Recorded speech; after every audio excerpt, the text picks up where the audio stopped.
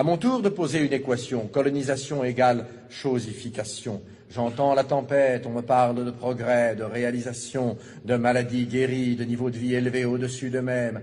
Moi, je parle de sociétés vidées d'elles-mêmes, de cultures piétinées, d'institutions minées, de terres confisquées, de religions assassinées, de magnificence artistique anéantie, d'extraordinaires possibilités supprimées. On me lance à la tête des faits, des statistiques, des kilométrages de routes, de canaux, de chemins de fer.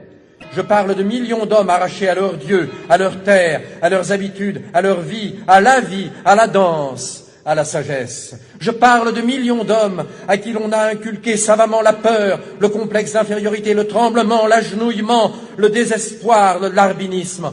On m'en donne plein la vue de tonnages de coton ou de cacao exportés, d'hectares d'oliviers ou de vignes plantées. Moi, je parle d'économie naturelle, d'économie harmonieuse et viable, d'économie à la mesure de l'homme indigène, désorganisée, de culture vivrière détruite, de sous-alimentation installée, de développement agricole orienté selon le seul bénéfice des métropoles, de rafles de produits, de rafles de matières premières.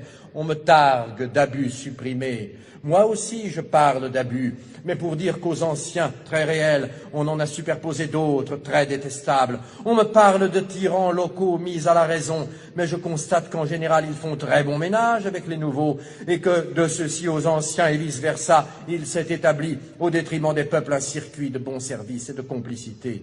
On me parle de civilisation, je parle de prolétarisation et de mystification. Pour ma part, je fais l'apologie systématique des civilisations para-européennes.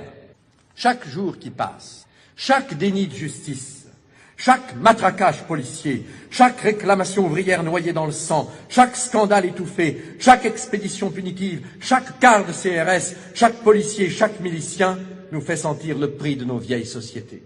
C'étaient des sociétés communautaires, jamais de tous pour quelques-uns. C'étaient des sociétés pas seulement antécapitalistes, comme on l'a dit, mais aussi anticapitalistes. C'étaient des sociétés démocratiques toujours, c'étaient des sociétés coopératives, des sociétés fraternelles.